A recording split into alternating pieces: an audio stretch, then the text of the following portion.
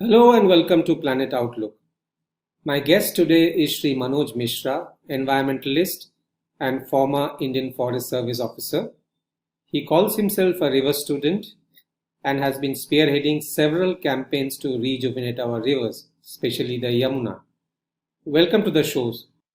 So I want to begin by asking you, sir, that our society has regarded the river as sacred, as a mother. But how have we landed up in this pollution mess when none of our rivers are even fit for bathing quality? This is according to the government data. You are right that on one hand we have this paradox that we revere our rivers, and on the other hand we have no qualms in polluting them. Although this relationship or this dichotomy is much deeper, I want to start with first defining what is pollution, because a lot of people have got a very, I would say, lopsided kind of a idea about pollution. People tend to think that pollution is enemy number one of rivers, and if we can fix the pollution issue, we can rejuvenate our rivers or make them healthy once again. As we understand, this is wrong. Pollution is a factor, but it is not enemy number one. And for that, we will first need to understand what we understand by pollution. You see, we have devised a very interesting abbreviation. Nowadays, it is the time of abbreviations. And we have also devised one, which is TORT, T-O-R-T. Now, TORT is a very famous word, which means to do a wrongful act in a legal parlance. But in a river context, TORT is, T is for temperature, O is for oxygen, R is for river bed, and second T is for transparency. Now, these are the four constituent of a river system, which in a virgin state, they are in some status. And when, as a result of human activity, either the temperature of the river or the dissolved oxygen level in the river or the transparency of the water in the river or its river bed, it gets impacted adversely. Pollution happens. This is how the pollution actually starts. Now, all these four things can be adversely impacted either through organic sources or through inorganic sources. Do we understand rivers first before pollution? Do as a society we understand the river? What is a river, if I can ask you that? Yes. Again, there is an issue here. Majority of us, I would say almost everybody amongst us, do not understand a river. We look upon river as something where water is flowing. Now, this is a very limited understanding of what a river is, because river is a system. River is a living entity. Now, and when we equate river with flowing water, there again there is a problem, because what flows in a river is not water. Water is just the mechanism. What flows in a river, just like us, what flows in us is blood. Now, blood is 92% water, but the rest 8% in blood is far more important than that water. Water is just the mechanism to make that flow. Similarly, in a river, it is the flow, which is water plus nutrients plus sediment plus energy. So there plus biota. Lot of other things which flow in a river. But when we look upon a river just as a mechanism for flowing water, there starts the problem. And we start then looking at only the pollution of that water, and can we fix that, and by that can we rejuvenate our rivers. So this is a basic problem which I wanted to highlight using that thought. Because when I say thought, I'm not talking of just water. I'm talking of many other constituent of a flowing river. So flow, which is just like for us, it is the blood and a enriched, a healthy blood. Similarly, for a river to be healthy, it needs a healthy flow. And when we say it is polluted, again, we have a very lopsided understanding of what do we mean by a polluted river. We think that once a pollutant is put into a river, that is the end of it. We think that it is finite in time and finite in space. It is not.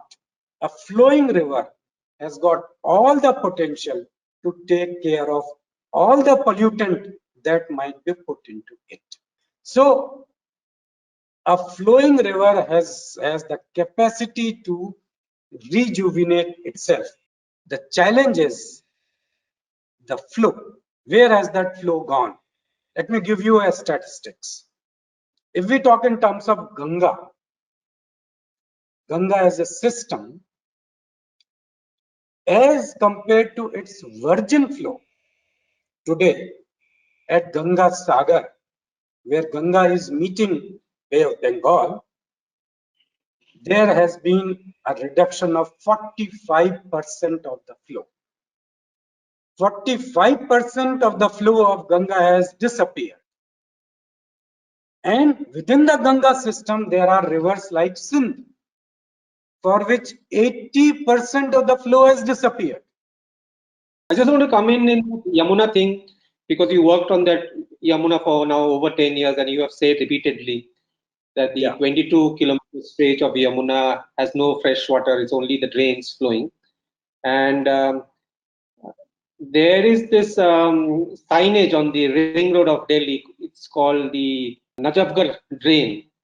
And I think it was a river kind of thing. If you can tell the viewers a little bit about the Yamuna, especially in Delhi. You see, Yamuna in Delhi it has got two components. One is the urban component, another is the rural component.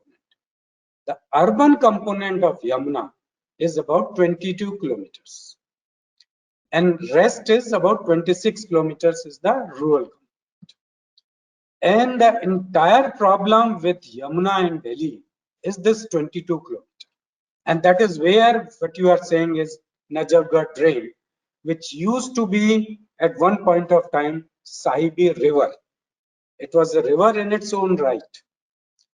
Now it has been converted into a drain. And then similarly, there are about 20 other drains within this 22-kilometer stretch, which actually bring all the sewage, the industrial effluent, the surface runoff, and all other everything that can pollute the river. On the other hand is that at the beginning of this 22-kilometer stretch is this barrage called as the Wazirabad barrage. And downstream of Wazirabad barrage, for 9 months, there is no water.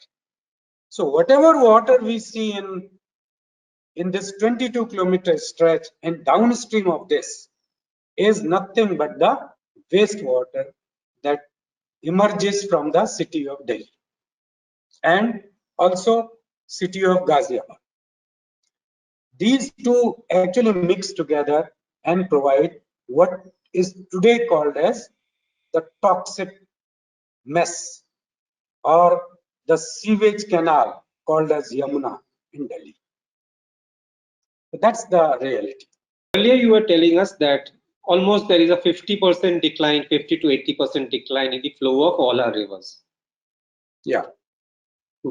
So now we are in the monsoon months. A lot of the rivers actually get a little bit of water from the monsoon rains, and there is a little bit of rejuvenation happens. But the word flood has taken a very negative kind of connotation in our modern society. as you have told us in your earlier lectures and in studies, that it's an ecological necessity. So please tell us a bit of the floods, the floodplains, and why we shouldn't look at floods in a negative way. It's a very good question, I must say. You see, a, a river, a healthy river must flow, and a healthy river must flood annually. Now, because what is flood? Flood is just like during the summer months, we have very high temperatures and we have low. In the winter, we have low temperature. That low temperature can also adversely affect us.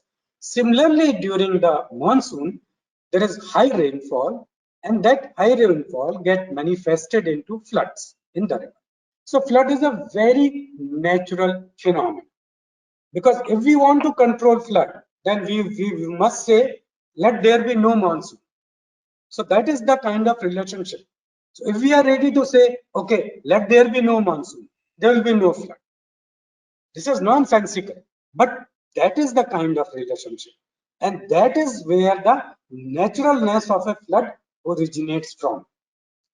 And floodplain for a river, because river again has very different sections. Where it originates, it is the hill section, then there is the plain section, and then there is the delta section. Now, in the hill section, the floodplain is actually limited to just the valley. But when the river gets into the plains, then the floodplain is determined not by a valley system, but by the river and the flood that it experiences from time to time. And flood again is a very interesting phenomenon. It's cyclic. We have got decadal floods, flood every 10 years. We have got 50-year flood. We have got 100-year flood. We have got 500-year flood. Now, this, when we say 100-year flood, it does not mean that that kind of flood will happen only once in 100 years. That only means that the flood of an intensity of once in 100 years, that can happen even in the second year or third year. So it is the intensity of the flood that is important, and how the flood water spreads in the plains and then in the delta. That is how the floodplains are defined. World over today, 100-year floodplain of 100-year floodline is accepted as the land that belongs to river, because that is the land which river requires to actually spread itself, to play, to change its course, to actually feed the associated water bodies, to rejuvenate the flora and fauna that is there in the floodplain. So this 100-year floodline is sacrosanct, and that is what it should be. Now, when we started our work in Delhi, and you were part of that entire campaign, our main focus was how to convey this to the authorities, that whatever floodplain today we have in Delhi is actually the remaining floodplain. It is not the original floodplain. The original floodplain is long gone. And what we have within the two embankments on the left bank and the right bank of Yamuna in Delhi is just 25-year floodplain. So forget about 100-year floodplain. It is only 25-year floodplain. And if we want to really save the city from a real ferocious flood, then we have to take care of this floodplain. This floodplain has to be treated that as if it is no go and it belongs only to river Yamuna. This is something that we have been trying since 2007. To some extent, it seems we have been successful in communicating this to authorities. There have been some really landmark judgments based on this understanding. And we are hoping that in due course, this floodplain would become legally sacrosanct and it would set a model for rest of the country. But what about Ganga floodplain? What about elsewhere in the country, South India? Same applies to Ganga floodplain. See, Ganga floodplain and Yamuna floodplain are in the same boat, similar. If we compare the peninsular rivers with Himalayan rivers, there is a very interesting phenomenon that while for the Himalayan rivers, the valley stretch is limited to the founder basin. In the peninsular river, a large part of the peninsular rivers are in the valley stretch. They are flowing through, they have cut through their channel through hard rock. And so a large part of the peninsular rivers actually flow in a well-defined valleys. And it is only when they are really approaching the sea, then they become free and they create their own vast floodplain, come deltas. This is applicable to Mahanadi, this is applicable to Kaveri, this is applicable to Godavari, Krishna, and all those large rivers. So while the Himalayan rivers are free to actually move, as Kosi does, the peninsular rivers are not so much free to move within their floodplain, except at the delta stage. So the peninsular rivers in that sense are far more naturally confined, whereas the Himalayan rivers are naturally free. But that does not mean to say that peninsular rivers do not have vast floodplains. They also have vast floodplains because their valley stretches are itself almost 40 to 50 kilometers wide.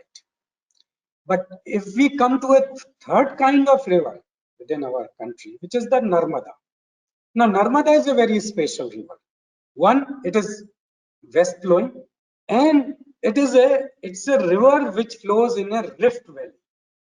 So the rift valley got constituted first, and then the river started. So although the width of the rift itself is about 100 kilometers at places, but the channel of Narmada is very well defined right through. Whereas in peninsular rivers, it is peninsular, it is a large portion, and then the delta. In the Himalayan, we have got small valley portion, and then we have got large uh, floodplain areas. In Narmada, it is right through. It's a well-defined channel. So, so what I'm trying to say is that all the rivers of our country are very different, very unique. And this applies not just to our country, it applies all over the world. Every river is a unique entity in its own right. And when I say a river, I'm not meaning just a single channel or a single channel kind of a canal. When I say a river, I'm talking in terms of hundreds of tributaries. I'm talking of the entire basin of the river, because basin is the river, not just the main stem. When we say Yamuna or when we say Ganga, it is not the main stem Yamuna or Ganga that constitute them. It is thousands of other tributaries spread over its entire basin, which actually constitute them. Now I want to come to you on the dams have been a very controversial issue on rivers. What do you have to say on this? You see, what does a dam do? A dam converts a dynamic system into a static system. And this fundamental transformation actually kills a river. Because if there is a dynamic system and you change the very complexion of the system, obviously you are harming it irreversibly. Let me come back to my initial analogy of blood, our blood. Now, our blood is 92% water and 8% cells and proteins and other things. Now, if there was a machine that took away all that 8% of our blood and kept only the 92% water in place and then feed that so-called blood into us, what is going to happen? You're going to die, because that is no more blood, there's only water.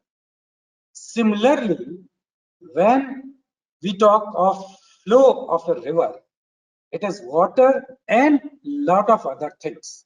What a dam does, it takes away all the other constituent and let only the water as and when they allow it to flow downstream. So that water is not the river flow. So that water is a much lighter water. That water is a dead water. That water is not the river. So we have killed the river at that time. And that water cannot sustain either the people downstream or the plants and animals downstream. So a dam in that sense is like we put some kind of a permanent stent in our arteries and don't allow the blood to flow. We are going to die. Similarly, a dam, by not allowing the river flow to actually flow naturally, makes a river first, it makes a river anemic, and then the river dies. But for many years, hydro has been touted as a green energy also, electricity from water. That's a huge misconception. Huge misconception. Hydro is not green, because what we are doing is that we are only looking at water. We are not looking at the river, and we are not looking at the cost involved. If we are killing the river is acceptable to us, then hydro is acceptable. But if a killed river is acceptable, then it is green. But if a killed river is not acceptable, it is not green. Also, what a dam does, it actually robs Peter to pay Paul. It takes away water from the people in the downstream and provides that water to somewhere else, who on their own might have their own stream. But because somebody has decided that this much water of this river will be extracted and taken away to that Mr. Peter and rob Paul, that's what it is. So then, as we understand, and when I say we are not alone, now this understanding is widespread. Large number of people all over the world, ecologists all over the world, now see dams and other structures on the river which compromise the free flow of rivers as enemy number one of our river system. Now our policymakers has a new idea of interlinking rivers to solve our water crisis. You see, again, it's another kind of madness, if I could use that term. I told you, every river is different. Just like, can we put the blood of Rh negative into Rh positive? When we cannot put the blood of Rh negative person into a Rh positive person, similarly, we cannot put the flow of Ganga into Kaveri. The Ganga water is a very different water. The Kaveri water is a very different water. And the best example how they are different is the kind of plants and animals that you find in them. You don't find Gangetic dolphin in Kaveri. Why don't you find Gangetic dolphin in Kaveri? You don't find the Masir that you have in Kaveri in Ganga. Why don't you find that? Because these are different waters. These are different flows. These are different systems. And when you try to intermix them, you are going to create havoc. Let me warn you, it is going to be havoc. Secondly, it's a very unscientific thought. It's not based on science. Why? There are two reasons on which they try to justify it. They say there are some basins which are surplus, there are some basins which have shortage, which are deficit, and so let us put water from surplus basin into deficit basin. It makes a lot of good science, you see, and a lot of people, that is why a lot of people actually think that it's a great idea. They are forgetting what we are talking about. Every basin is unique. Every basin is different. So if a basin has got more water or has got lot of water, it is meant to have lot of water. That is how the climate of that basin is. That is the nature of that basin. And if a basin has got less amount of water, it is meant to have less amount of water. That is the nature of the climate of that basin. So that is how nature has created it. And that is how the local people over millennium has adapted themselves. Their crops, their houses, their everything is adapted accordingly to either you have lots of water in Ganga or you have not that much of water in other Kaveri and other systems. So they are very two different entities, and they are supposed to be that, scientifically speaking. The other thing that they say is all this water going into the sea is waste. Now we really find this argument to be really pedestrian, because all these people who talk about this are engineers. They have read science. And if a student of science who knows what a water cycle is, and the role of river is to take water from the basin to the sea so that the water cycle gets completed.